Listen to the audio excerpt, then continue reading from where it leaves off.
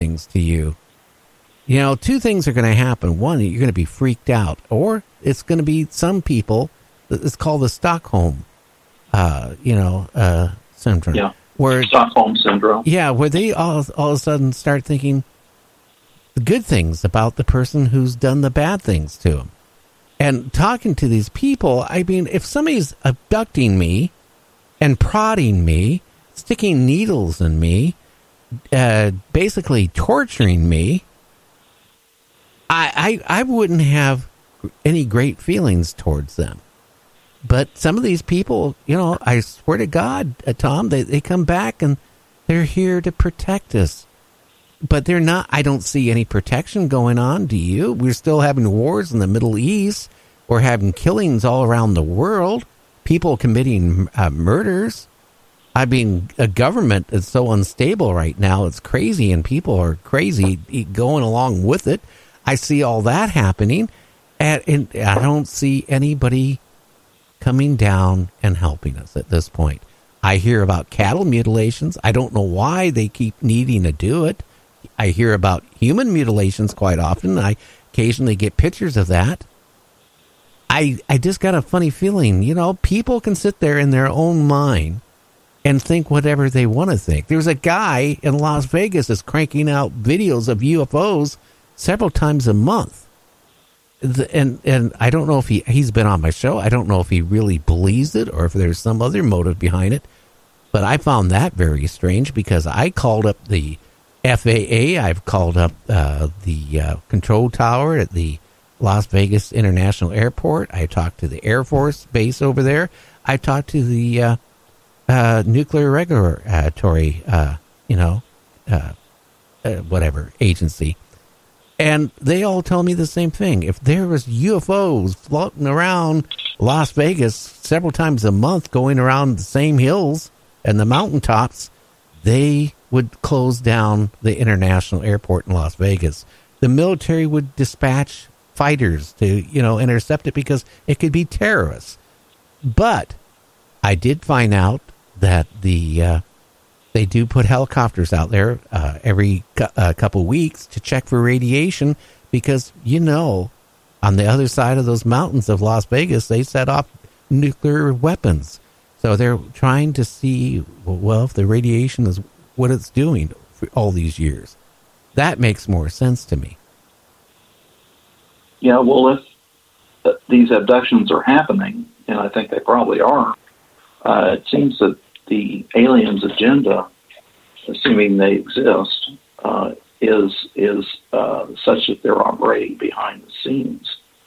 And it seems like we humans want to be up front and in your face about everything. When the Europeans came to the New World, they just pushed the Indians out of the way, pushed the Native Americans out of the way. We didn't go behind the scenes and manipulate them without them knowing what was going on. Obviously, there is not an upfront approach here from these alien groups, whatever it is that they're doing. And I think that we have to remember that they're operating according to their own agenda or agendas. They're operating in their own interests. They're not doing things based on our interests or our agendas. As far as the guy in Las Vegas or people in Las Vegas, there is a personality type. Some people want to see UFOs, and by God, they're going to see UFOs. A plane flies over, it's a UFO. The sun looks funny, it's a UFO. The moon rises, it's a UFO. You do have that phenomenon, and some people will, with these iPhones and iPads and so on and so forth, they'll film something and claim it's a UFO and put it on YouTube. And some of those people are hoaxers, but other group of them actually believe it. I have a guy, I finally had to block him from my emails, off of my media groups, because every single morning I would open up my email or whatever, guess what?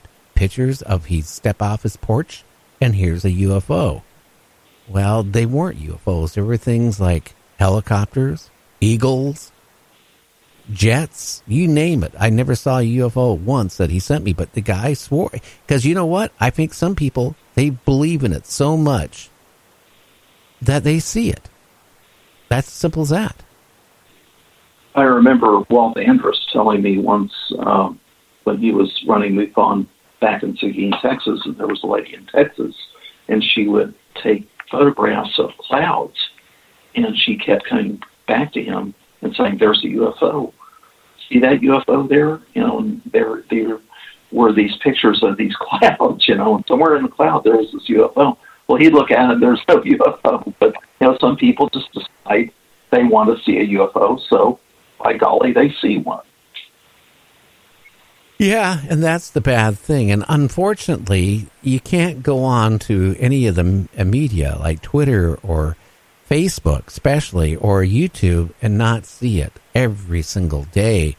And I think it does more damage, like through MUFON, people that are trying to get to the bottom of this. If you got all these people, either are hoaxsters or the ones that believe in it so much, because then when you do see something that you can't explain for it, you kind of like, it's probably a hoax anyway. Well, it's always been that way. Since the 50s, we've had contactees like George Adamski and George Van Tassel, and people claiming that they flew to Venus and they heard Venusian music and they ate Venusian apples, and so on and so forth with that. And then there were hoaxes in the 50s and 60s. There have always been hoaxes, and there had been misapprehensions of things, people thinking that they saw something when they were seeing some kind of a natural phenomenon or maybe something a little off, a little odd, but it wasn't a UFO. And that really bothered the Air Force to the point that at least publicly, the Air Force wanted to completely get out of the UFO business. They were tired of dealing with that. I don't blame it. I'll be honest with you. When I started out in broadcasting, the UFO thing really didn't start hitting to around the 80s for me on the shows I was on. And I'll tell you, when people would call then, they saw a UFO. They described it as maybe 50, 75, 100 feet in diameter, both in the sky or when they saw one on the land. And I'm telling you, nowadays, Tom, when people are calling up, they're not the size of 75 or 50 foot or 100 foot. They're the size of Walmart stores. And we had reports in the 90s in Belgium, these huge triangular-shaped objects. And there have been those reports. But we also want to remember, Gary, that in the 50s and 60s and 70s and up to the present time, especially in the years, I think in the 60s and 70s, there were UFO landings. And there were people undergoing what Dr. Hynek termed as close encounters of the third kind. And they were seeing UFOs up close. There aren't a lot of those, but there are enough to convince me and to convince those of us in the UFO field that there really is truly something to this phenomenon, and it's something serious that we should be paying attention to and investigating and researching, and to trying to learn more. And you use the phrase trying to get to the bottom of it. I don't know if we can get to the bottom of it, but I do think that through hard work and application and diligence and honesty and integrity that we can learn more. I just hope that our government down the road doesn't use this little thing about UFOs to try to, keep whatever that could happen and use it as the excuse. I mean, that's another thing that's going around big time, that there's a group of people out there who think that here in the near future that the government's going to call martial law and claim that, there's an alien invasion or something just to get control of our society. This is all the stuff I hear, being a talk show host every day, not just on the show, but I get all these emails from all these, investigators or so-called investigators or ufologists. It have all these weird, things. Well, and we've been hearing that since the 80s, too, about martial law. And there's an undercurrent in American public opinion about that. And it seems like in every at the end of every administration, that there's a rumor going around that they're not going to leave office. That they're not going to hold elections, that they're going to declare martial law. And this is maybe it's an analog to the psychology of people in the UFO community expecting disclosure. Every few years we hear that disclosure is imminent, but it never does happen. And every few years you have this undercurrent, this wave, this swell of sentiment that there's going to be martial law, or there aren't going to be elections, or the current administration is not going to leave power, and it just goes on and on. I know that's been going on at least since the 1980s. Oh, you're so right. I can honestly say this, too. I was friends with a couple people that are well known at ufology. And because I, bluntly got to the point where I disagreed with them. They were saying back about 10, 11 months ago or a year ago that major disclosure was going to happen in a matter of a couple months. Major, that the government's going to come out and there's going to be proof that UFOs exist, that we were being lied to. And these people are well known, very well known. And they were friends, or so-called friends of mine. I've actually had one of them on my show quite often. And I got to the point, I couldn't deal with it anymore, and I blocked them off of everything, wouldn't take their phone calls anymore, because you know what? The big disclosure thing never happened. Never happened. And they're still preaching the same thing. It's just a matter of how many months have to go by, how many years have to go by.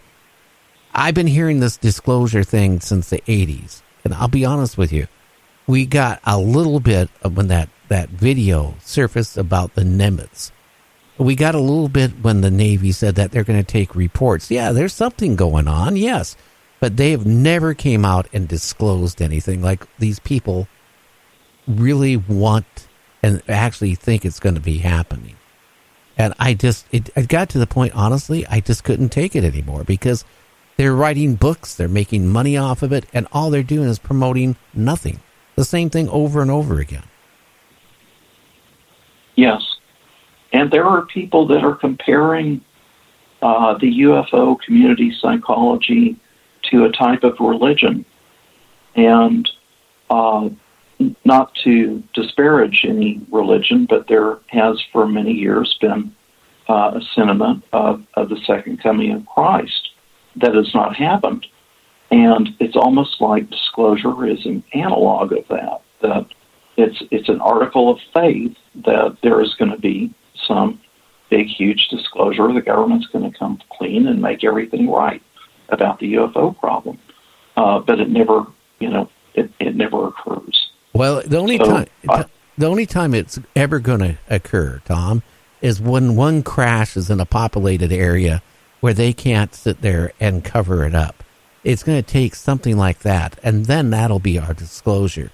And then the government will try, to use their propaganda to come up and say, well, it was not ours, but it was from another country or some excuse. Now, I only had you booked in here till like this time. Can you hang on for after our break for about another 15 minutes? I don't want to keep you past, the time we agreed upon. No, sure. I'll hang around. Okay. I'm really glad to be on your show. Well, I'm glad I have you on. So we'll be back in 2 minutes with Tom Whitmore. Check out him on the Google. You'll be surprised. This guy is very credible. We'll be back in 2 minutes. You're listening to Night Dreams Talk Radio.